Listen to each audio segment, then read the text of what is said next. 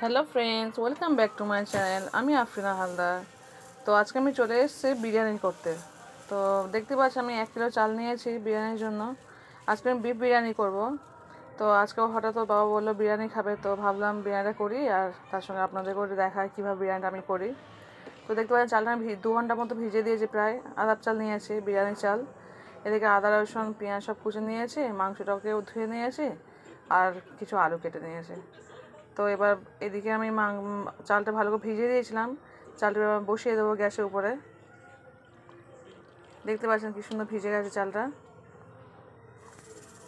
গ্যাসে বসিয়ে দিয়েছি। আজকে আমি একটু শর্টকাট বিরিয়ানি করব, আপনাদের দেখাবো কীভাবে শর্টকাট বিরিয়ানি করতে হয়। তো আজকে বিরিয়ানিটা বসিয়েছি রাত 9টার সময়, তো যার জন্য খুব একটা এনার্জি সহকারে বিরিয়ানি করতে পারিনি, যতটা সম্ভব পেরেছি শর্টকাট করে নিয়েছি। এদিকে আমি আলুগুলো হালকা লবণ দিয়ে সিদ্ধ করে নিয়েছি। আলুগুলো সিদ্ধ করে নিয়ে এদিকে আমি মশলাগুলো সব করে দিচ্ছি, মিক্সচার মেশিনে করে নিয়ে জাস্ট আমি হামাদের সাহায্যে ঠেলে নিয়েছি সমস্ত মশলা। দেখতেই পাচ্ছেন এদিকে আমার এটাও ফুটে গেছে, ভাতটাও ফুটে গেছে।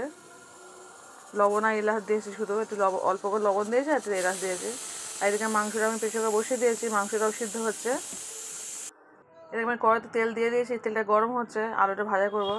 তো আলুগুলোকেও সিদ্ধ করে দিয়ে দিয়েছি অল্প করে ভাজা করবো বলে। এদিকে আমার ভাতটাও হয়ে এসছে প্রায়, দেখতে পাচ্ছেন। এবার ফ্যানটা ঝাড়িয়ে নেব। আলুগুলো প্রায় ভাজা হয়ে গেছে, বা আলুগুলো তুলে নিয়ে মাংসটা বসিয়ে দেবো। অল্প কিছু আলু ছিল সেটাও ভেজে নিচ্ছি। দেখতে পাচ্ছেন আলু ভাজা হয়ে গেছে আমার। এবার মাংসটা সিদ্ধ করেছি না, ওই মাংসটা অন্য সময় কড়াতে একটু তেল দিয়ে কষিয়ে নিই, কিন্তু আজকে রাত্রে ভালো লাগছিল না, প্রায় 10টা বেজে গেছে। তো মাংসের উপরেই আমি পেঁয়াজগুলো, তেল পেঁয়াজ সমস্ত মশলা দিয়ে ভালো কষিয়ে নিয়েছি।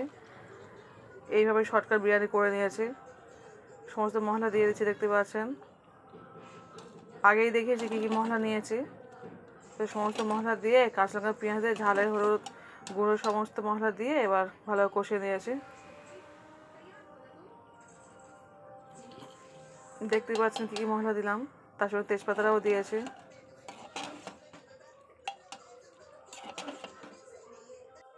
এদিকে বাবা শশা নিয়ে এসেছিলো, শশা ঢেলে নিলাম। শশা, এদিকে লেবু আর গোলাপ জল, কেওড়ার জল, মিঠে আতর, বিরিয়ানি মশলা সমস্ত আমি একটা চৌড়োতে ঢেলে নিলাম, যেহেতু একটু পরেই লাগবে, সবটা গুছিয়ে নিচ্ছি। আর একা হাতে করতে হয় তো, যার জন্য একটু সমস্যা হয়। গোলাপ জল কেওড়া সবটা গুছিয়ে নিলাম। আপনাদেরকে একটু দেখিয়ে দিলাম কী কী আমি মশলা ইউজ করব বিরিয়ানিতে। এটা মিঠে আতর, এটা হচ্ছে বিরিয়ানি মশলা, এটা হচ্ছে রং কালার করার জন্য একটু।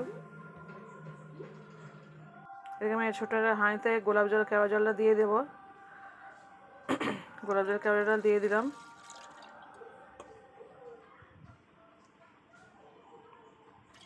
দুটো জলের সব একসঙ্গে দিয়ে ওর উপরে দুধটা দিয়ে দেবো। অল্প করে দুধ নিয়ে এসে, আমুল স্প্রে দুধ, দুধটাকেও দিয়ে দেবো ওর উপরে।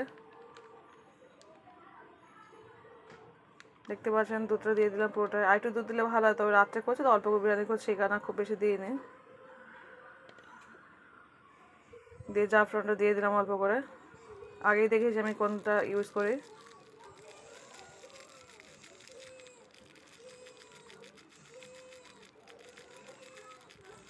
এখানে বিরিয়ানিতে আরও অনেক কিছু লাগে, বাট আমি আজকে রাতে ইউজ করছি বলে আর কিছু করিনি।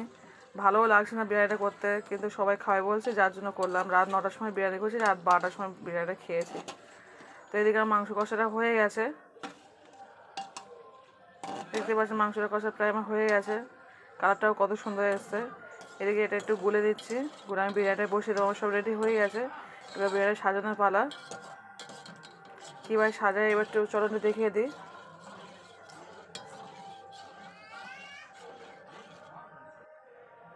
এবার বড়ো হাঁড়ি নিয়ে নিলাম, নিয়ে হালকা একটু সাদা তেল দিয়ে দিয়েছি আগে, দিয়ে হাঁড়িটা গরম করে নিয়েছি, নিয়ে ভাতটাকে আমি দিয়ে দিলাম। দিয়ে অল্প করে সমস্ত মাংস কষা, আলু, মশলা, অল্প করে একটু ওই যে কেওড়া জলটা যেটা মিশিয়েছি দুধের সঙ্গে, ওটা সমস্ত মশলা স্টেপ বাই স্টেপ দিয়ে দিচ্ছি। অল্প করে চিনি প্রতিবার ছড়িয়ে দিচ্ছি অল্প করে। দেখতেই পাচ্ছেন স্টেপ বাই স্টেপ কেমন করছি। এইভাবে আমি প্রত্যেকটা সাজিয়ে নিচ্ছি। নিয়ে শেষে আমি অল্প করে একটু লেবুর রস অল্প অল্প করে দিয়ে দিলাম। লেবুর রসটা দেওয়ার পরে মিঠে আতরটা চারিদিকে দিয়ে মাঝখানে মিঠে আতরের যে বোতলটা আছে না ওটাকে আমি করে দিয়েছি। আমি তো এইভাবে বিরিয়ানি করলাম, আপনাকে কেমন বিরিয়ানি করে অবশ্যই কিন্তু আমাকে জানাবেন।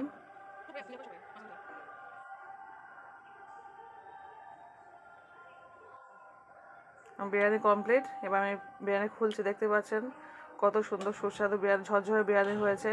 দেখেই মনে হচ্ছে বিরিয়ানিটা খুব সুন্দর হয়েছে, একদম ঝরঝরে বিরিয়ানি।